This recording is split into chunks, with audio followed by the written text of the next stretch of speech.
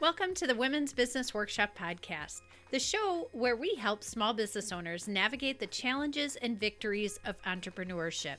For those of you that are new here, I'm Robin Walker, a business consultant that can help you with strategy in your business so that you can manage growth and not do business alone. We can do one-on-one coaching together to get to the root of your business situation, or you can join the Impact Business Circle, a small mastermind group of female business owners that provides peer input, expert coaching guidance, and quarterly goal planning and action plans.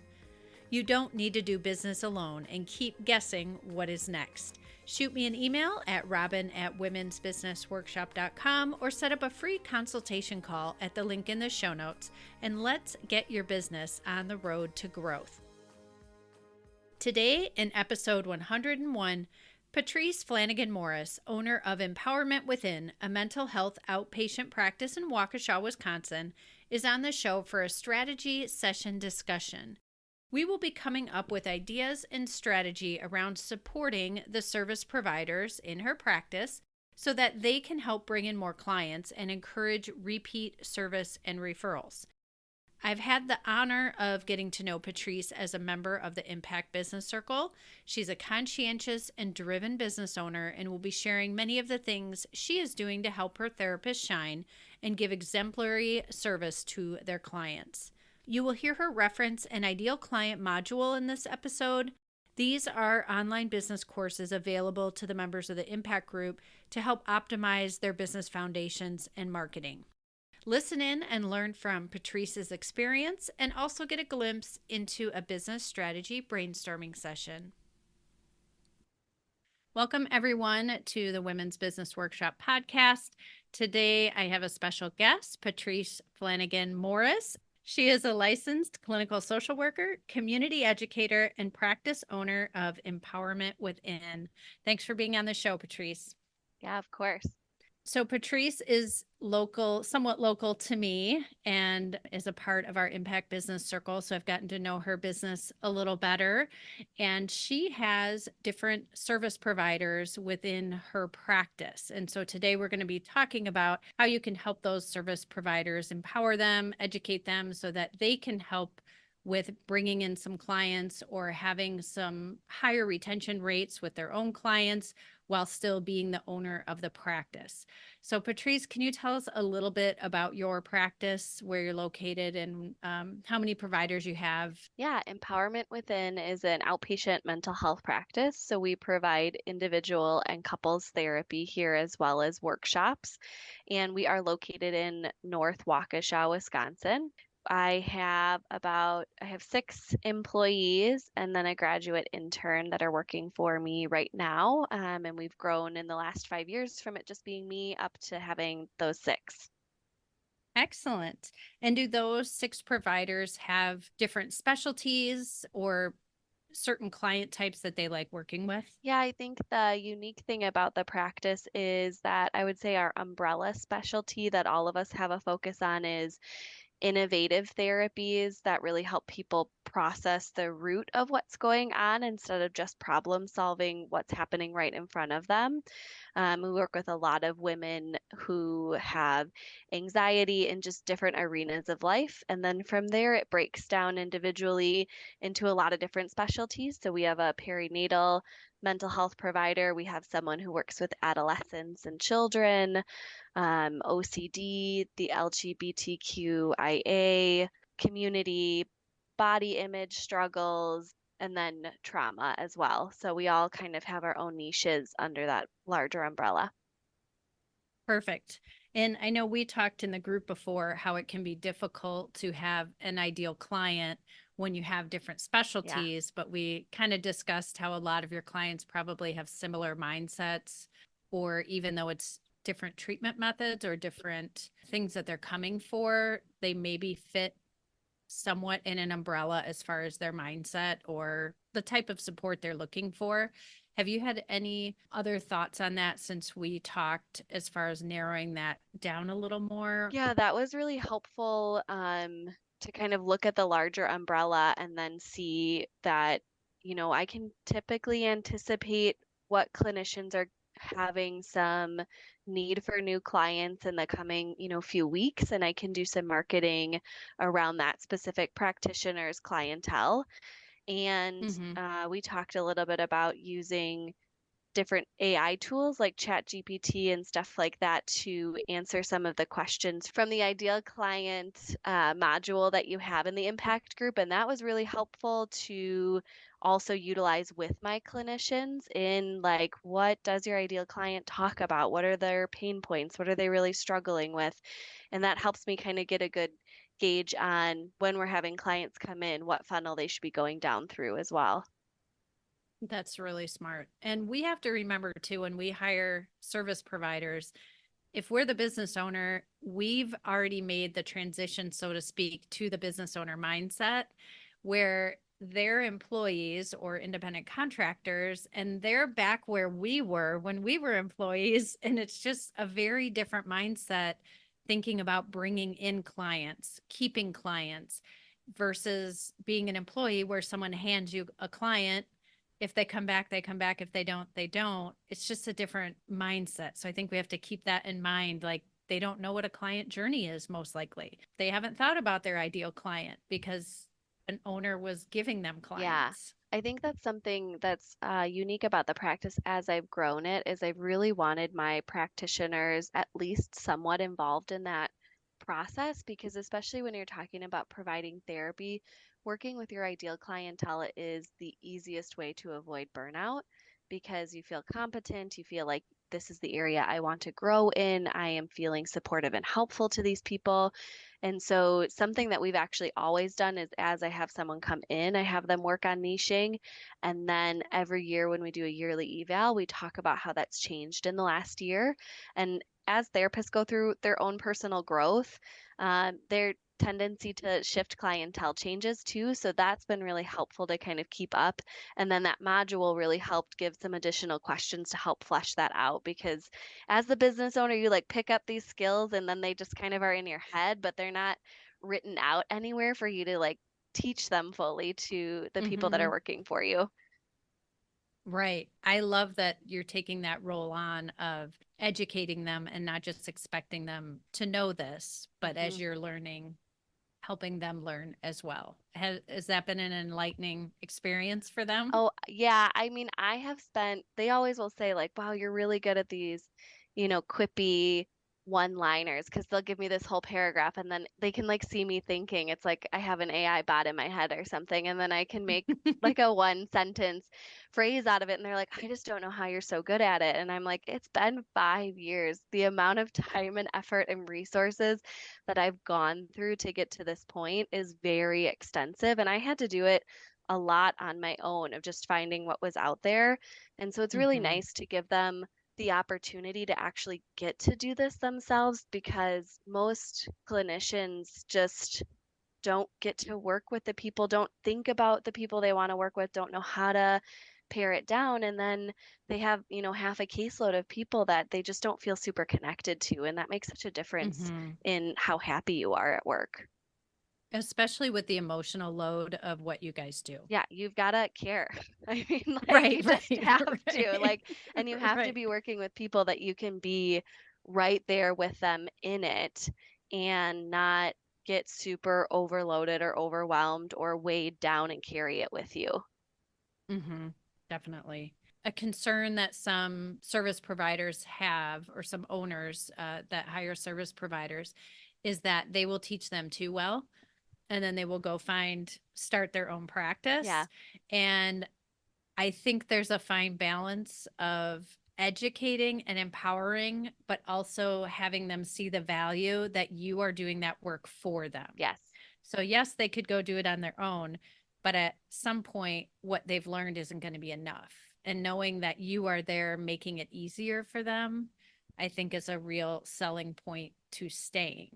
Yeah, and I think what I found too is that in those conversations, they can see me actively working through it and how hard I'm actually thinking about it and trying to transform it and change it.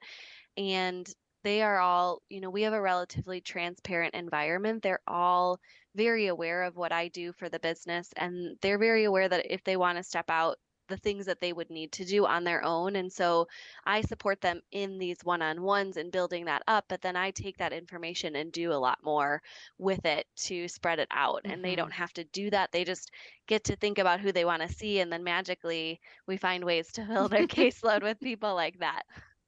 Right, right. And not everyone's built to be a small business owner either, I don't think. Hmm. I'm sure we've all paid for service providers that should probably be working for someone else because it's a lot. It's a lot. So I love that you're providing that for them. And if they love where they are, it's going to be that much harder to Hmm. leave, of course. But like we talked about, how they don't necessarily understand client journey and all of that at the beginning. That's something we can talk a little bit about here, about how to educate them and help them to find just that little bit of, I have some control, but it's not all in my Yeah. control.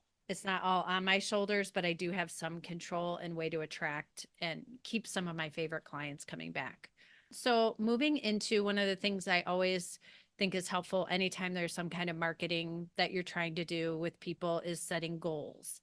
Is that something that you already do with your providers as far as like what percent they're full, how many clients they're meeting each week? Yeah, so at our yearly eval, we set 3 goals for the whole year of anything personal or professional they really want to grow in. So I kind of can see, and we talk about how their niche fits into that, how it may be pivoting with those goals.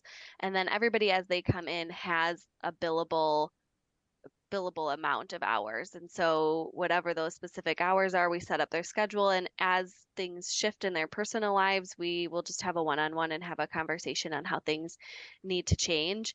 Um, my goal is always to keep people's caseload and billables as full as they have them set.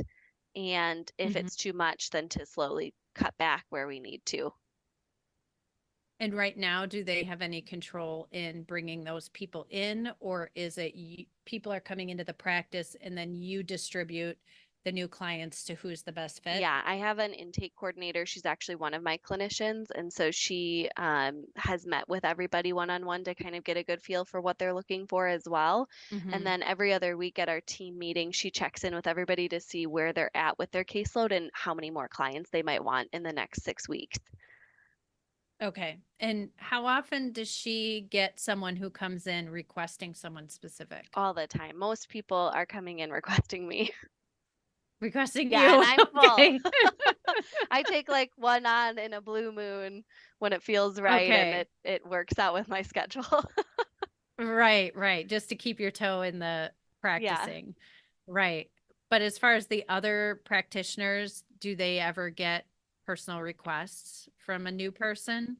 Yeah, occasionally, depending on the source that they're coming from, like our perinatal provider is connected to Mom's Mental Health Initiative, and so sometimes we'll Hmm. get some referrals that come through there, or our child and adolescent will get recommendations from like the school system, stuff like that. Because that would be an interesting thing to track and have her track who is requested by name. And so Yeah. as you're doing those goals, being able to tell your practitioner or in your meetings, we had 4 requests for Jenny this week. Way to go, Jenny. Whatever what are you doing to help bring people in to request you by name? I think that's really powerful to see that those people are doing the work to somehow get their name out. Yeah, one thing we had talked about with like referral tracking was just starting to try and see where referrals are even coming from, which has been really, really helpful. Most people who get directly recommended, it's like friends and family. And so it's, somebody else that they've seen that know this person, and then they said they're awesome and want to work with them. So that's been really cool to track. It's been hard to manage because I was just tracking it on an Excel spreadsheet. So it's been kind of hard to manage, like, how do I track 6 individuals and then if it's their ideal client or not, especially when I'm not the one talking with them over the Sure. phone to kind of flesh that out a little bit. Does your intake provider ask that information whenever there's a new lead that comes in where they Yes, heard she about has you? been. Okay. I've said this to other business owners too. That's usually part of the story. So if someone says, "Oh, where did you hear about us?" and they say, "Oh, Facebook."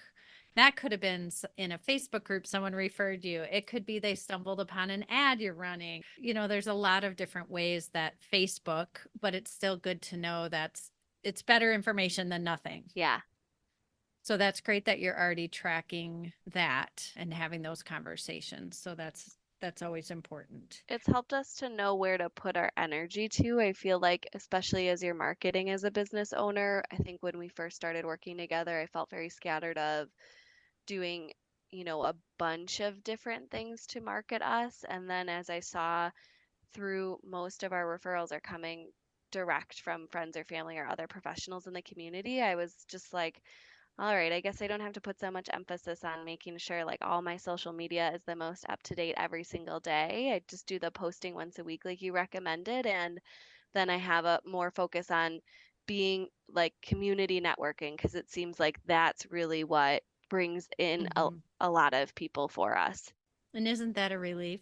Yeah, it's kind of nice and it's fun. Like I just get to connect with other businesses. I get to find people who are a good fit for partnership, and I don't have to figure out how to be, a digital media content creator because Right. I've tried it a few times and it's a lot of work and I don't really like it. So, And if you look at your skill sets from being a therapist, yeah, it's so relational and that is what you're great at. So in-person networking or online networking really makes a lot of sense for you. that's true. I didn't think about that. It would make sense on why like social media has been so challenging for me just because it Yes. it does have a tendency to be so impersonal. And it's never ending. It is It's never never ending. done. It's never, you can't ever really check that off. It's always on the list. Okay, so setting goals and then with those goals, I like that you're letting them kind of control that because as we've seen, different people are motivated by different things. Mhm. And so with those goals, do you have what happens if they meet them? They make their commission-based pay. Okay. Okay.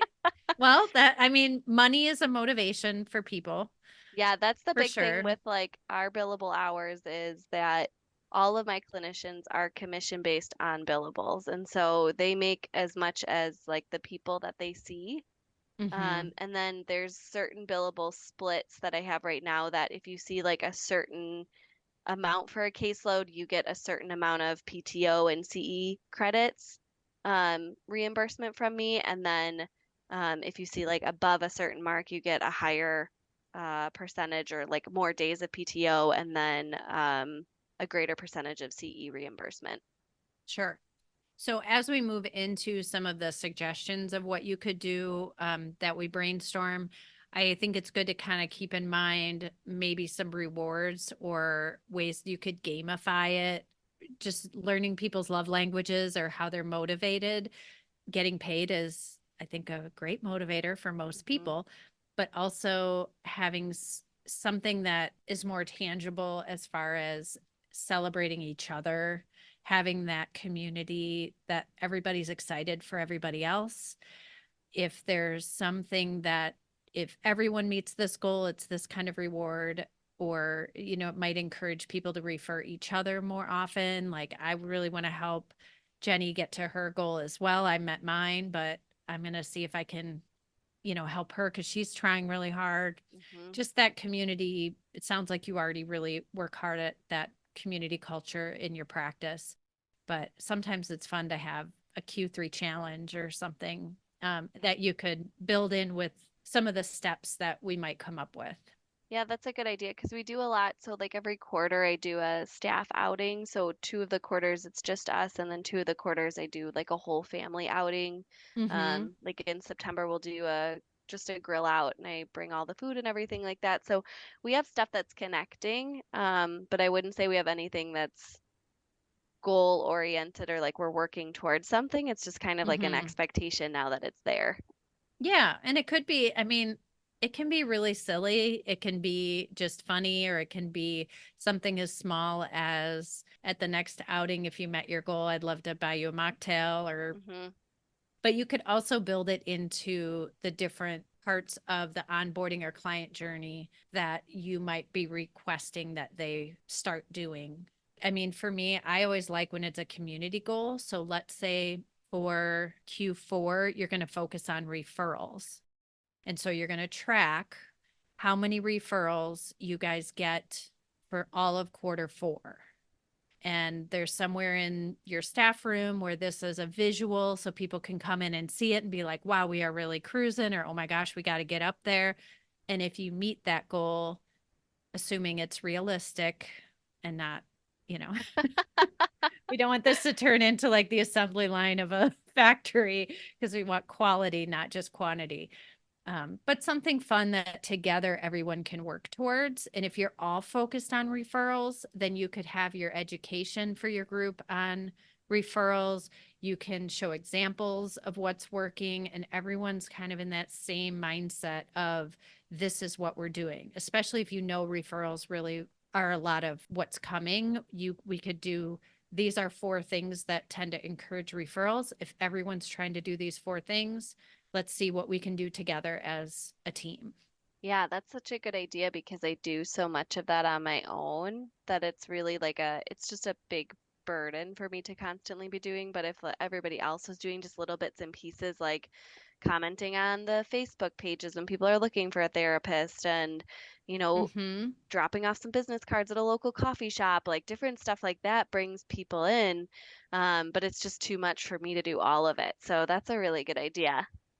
The more natural and easy you Yeah. can make it, the better. So maybe we come up with 4 things that they're going to do, and you start with one. And you're like, for the next 2 weeks, I want everyone to try this one thing in their sessions, whatever that is. Hmm. Or this one thing before you log out, if everyone could do 15 minutes where you're just going in and checking a Facebook group or something. Hmm. So, as far as client journey, and for those listening, that all different business coaches have different views of what this is. In my mind, it is the first time a client hears about you, they go search for you, what they learn, and then when they meet you, what's the onboarding process like, all the way through to their raving fans referring you and coming back for more business. Your clientele, they receive someone from you. Does your intake provider start the onboarding process, I assume, with like the paperwork and all of that? So even within that process, is someone deciding, did I make a good decision? Does this feel shady? Does this feel professional? Am I feeling welcomed? That we could do a whole different episode on. But as far as your service providers, when they have that first session, do you guys have a unifying process that that first session takes as far as setting expectations, all of that?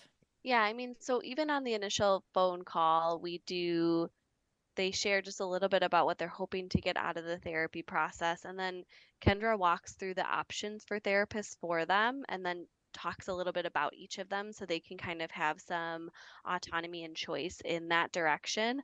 And then when we send the intake information, so we do 2 separate emails. For one is through our online portal for paperwork, but the other one's directly from us, and it has a handout with parking information, the picture of your therapist, all that stuff, just to kind of like at least you know who's coming out to get you.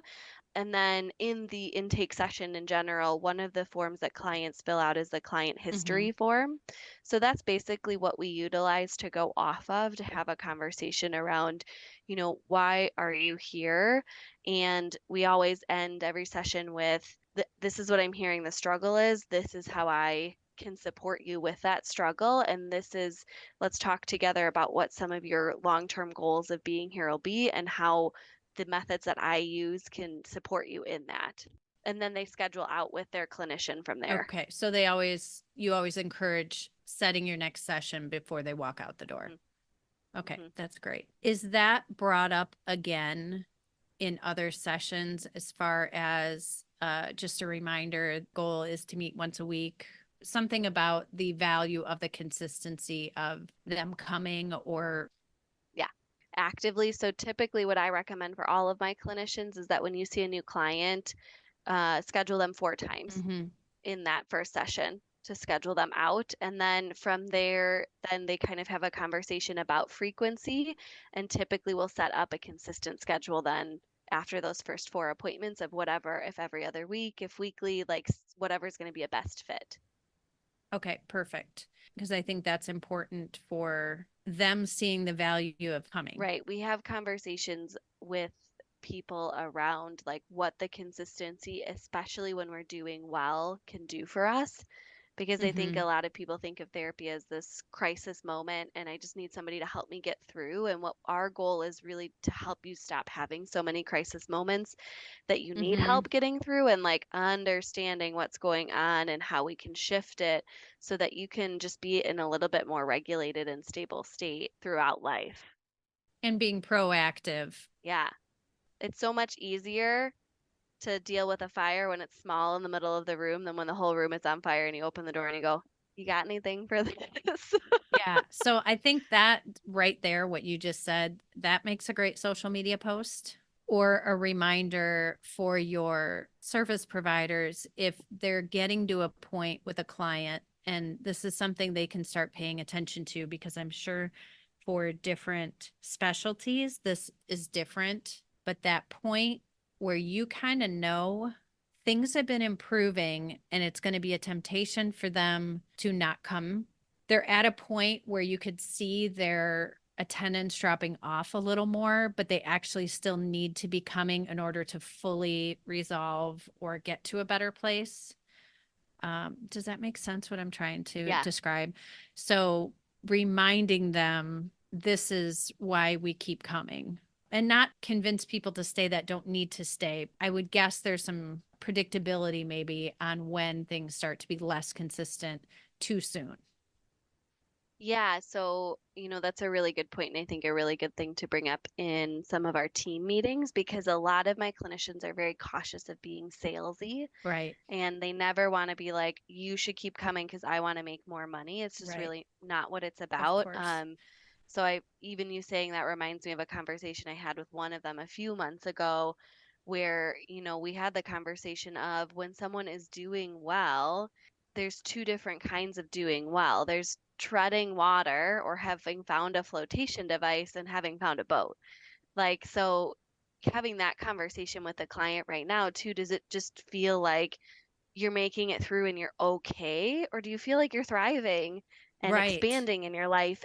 And so it's definitely a time for you to take a step back and live into that. Hmm. So that's a good point to keep bringing up because I think people don't want to push therapy, and it's not even that clients have to agree with what the suggestion is, but it's more of I always want everybody to make mindful and intentional choices. And I'm telling you, I think that if you kept coming weekly and we really made it an effort to focus in on this specific thing you're trying to work on, you would benefit in XYZ way.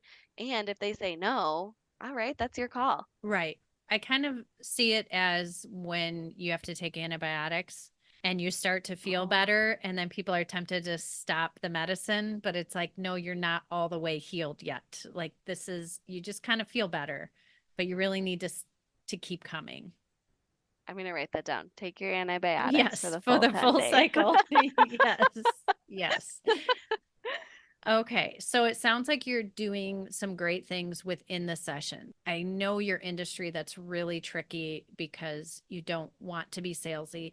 If you see it as what, and maybe this would be a mindset shift for them, what is really in the best interest of your client? Do you see there's so much more that they could be doing, so much potential if they continued coming or if they came more regularly or more consistently? That's really supporting your client. Yes, you will Hmm. still be paid, but if you see it as how can I better serve them? If they stop coming or come in consistently and wait till something really bad happened, that's not serving them. That's not Hmm. being the best support system you could be. So, kind of switching that to service versus sales. Yeah, that's a good idea. So let's talk a little bit about the attraction method for the clients right now. For them personally, are they doing anything on their own to encourage new clients for themselves? No. Okay. Nice, sweet, easy answer. Just Okay. So we just have no. great. So the sky's the limit. I love it. So right now, what social platforms are you using? I am on TikTok, Instagram, Facebook, and LinkedIn. Okay.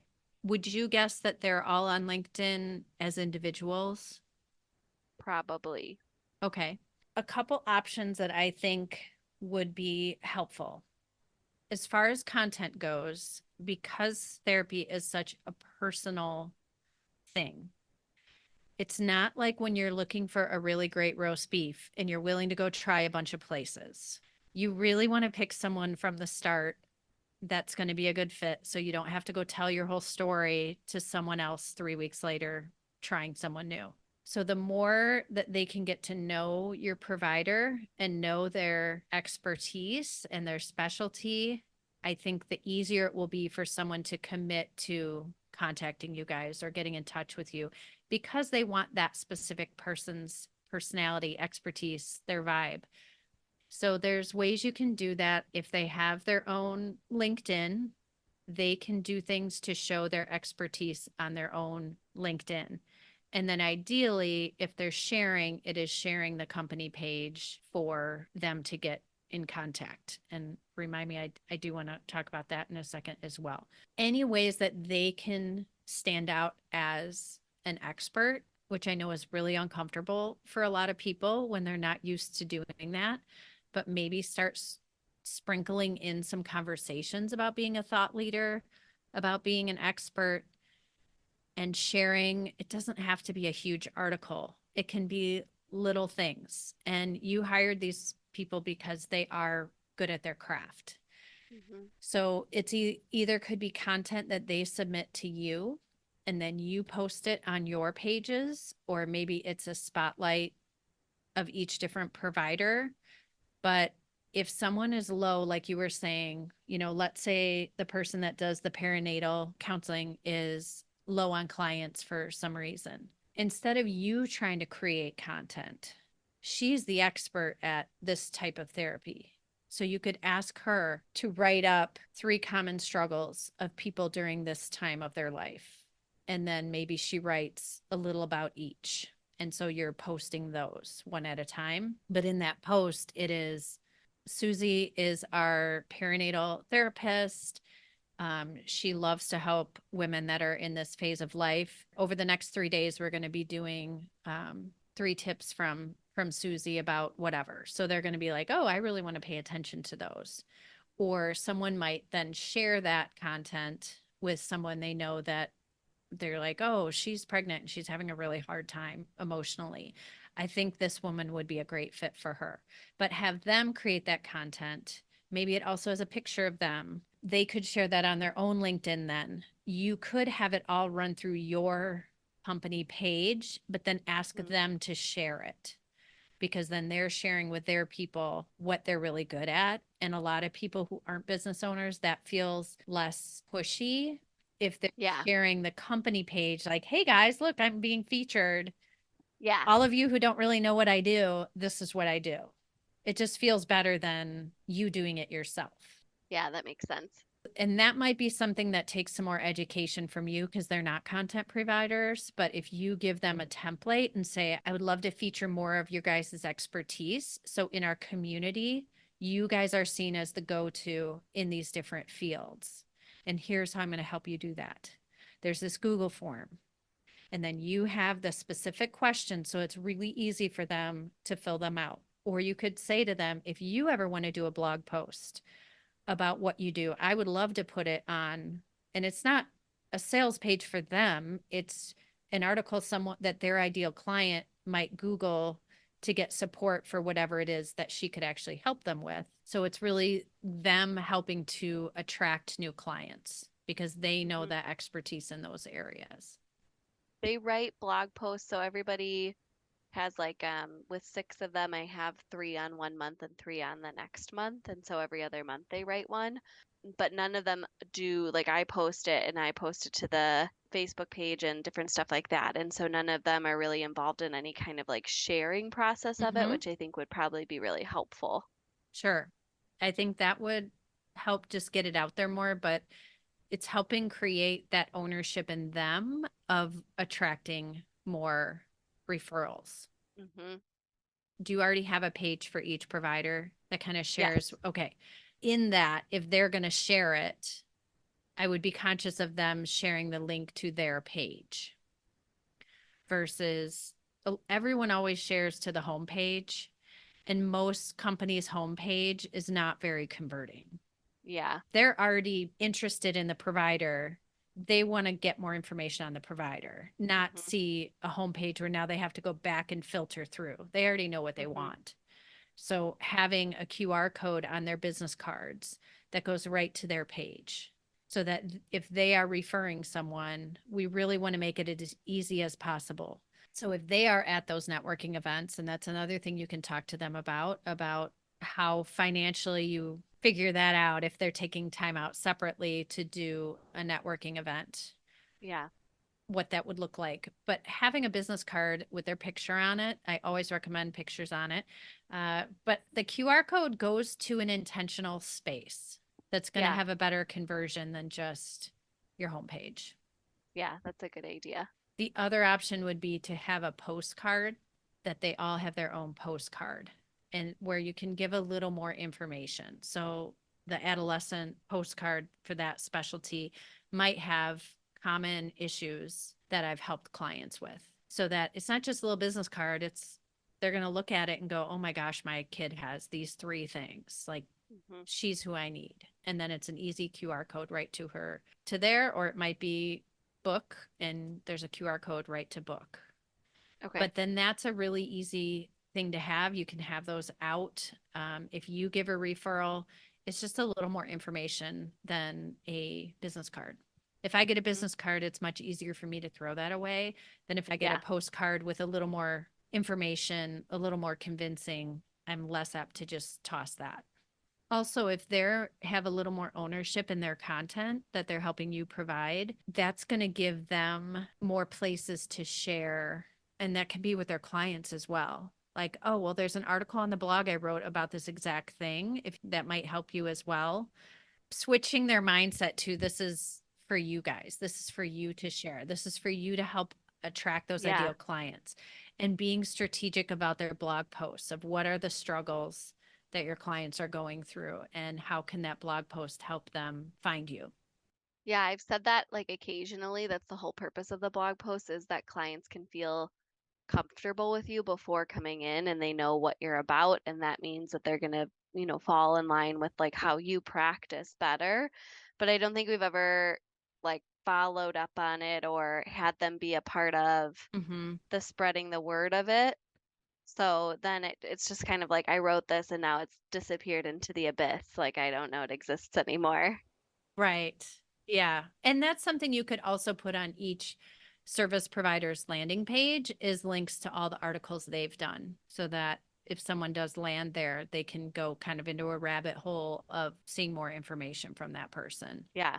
Other thing I was just going to talk about was follow up. So, do you guys have a process for that already for if customers have lapsed other than just admin person calling? Is there something that the providers do to kind of reel someone, check in with someone?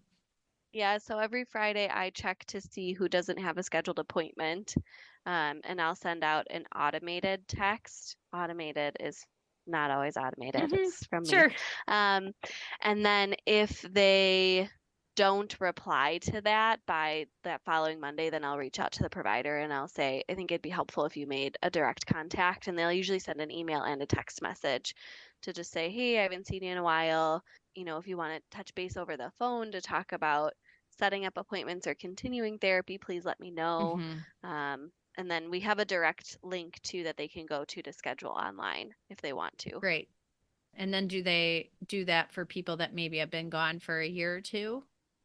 Do they ever reach out to N- people that have been? No, once people terminate and close cases, then we never follow up with people again. We have had a lot of people come back, Hmm. um, but we don't typically follow up anymore. Okay. Is there any kind of offboarding process where there's encouragement to continue following on social media or be on your email list or some way to still be in contact with them? Yeah, if somebody terminates, like graduates therapy and doesn't just disappear, because that happens Sure. often, then, they have a conversation of how they can connect with the clinician. We talk about if they want to stay like on the email list. Typically, I'll send my clinicians will let me know, and I'll send a follow-up email to just be like, here's some options on following us along so that, if you need anything, you know where to find us. Mm-hmm. And you have a small window as you're offboarding them to have them on a very targeted email list or have a incentive for them to follow you on socials instead of just saying, oh, follow us. Maybe there's some kind of incentive for them to follow or to connect on LinkedIn. I know that gets tricky with therapy as far as having the therapist be the one to connect on LinkedIn, but Hmm. having it just be really easy for them so that you're staying in contact. They still see your content coming from your provider. Yeah, that was one thing I decided. I took a year off of offering newsletters, and that's one thing I reinstated this last year because somebody had mentioned, even if people don't open it, they see your name, and it's just this gentle kind of reminder that you exist. Hmm. Yeah, Right, right. And if they're not ready to come back, right, they then may that's not open fine. it. But there might be a day they're like, okay, all right. We had mentioned Facebook groups before, and I just want to touch on that before we close up. That's another great space for community building and being there as a support if people do have questions, but also your service providers referring each other in that space. So if someone says, I'm looking for a counselor for a teenager, does anyone have suggestions? It feels different to say, hi, I do that. I'll contact you versus someone saying, Jenny at this practice is fantastic. I know her personally, highly recommend her. And then being intentional about where you tell your providers to send the person. Are you asking them to tag your Facebook account? Are you asking the provider to do the link for the other provider's landing page? Being strategic about which place is going to be the best conversion.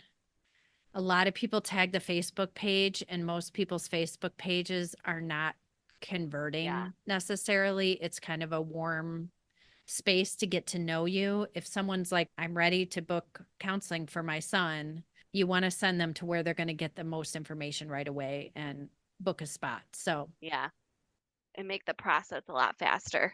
exactly. So, you deciding as the owner, where does it make sense for people to send? And then as a team, everybody knows exactly where to go. And maybe there's an email you send with everyone's link in it that they save so that if they are on Facebook, they can just access that email, find the link real easily, and then put that in the comments, Yeah. however you want to work that. But so we'll close up for now. But as far as what are your takeaways or action steps that you're hoping to move forward with?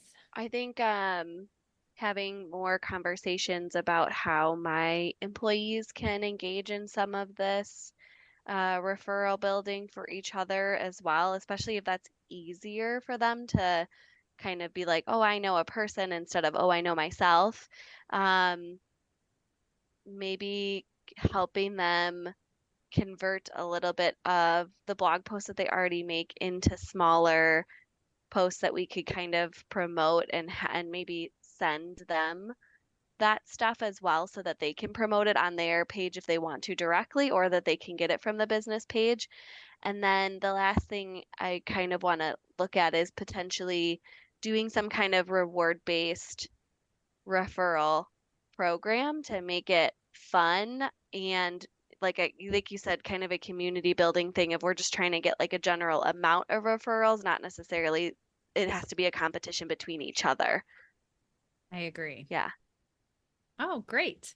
Well, I look forward to watching this and I follow you on socials, so I will be able to see it in real time. Can you share with everyone listening where they can find you online and in person? Yeah, our website is empowermentwithinllc.com. And then we have our Facebook page is just Empowerment Within LLC. Our Instagram is empowerment.within. And so those are probably the most popular places that we're at. And if people are interested in in-person sessions, we are located in Waukesha, and then we also offer virtual work as well. Excellent. All right. Well, we'll have all of that in the show notes. And I appreciate you being on the show. And we'll see you in the Impact Group. Perfect. Thank you, Robin. Thank you. I hope this episode gave you some great ideas and places to start. But if you have service providers in your business, therapists, stylists, coaches, practitioners, and you would like them to be more involved and motivated in bringing in and retaining clients, let's do a one-on-one coaching call. Or if it works better for you, you can schedule a workshop for your providers, and I will either come in person or we can do a Zoom workshop so that I can help them to learn more about the client journey and do similarly what we did here with Patrice to get them more involved. I look forward to working with you, and in the meantime, go get back to work.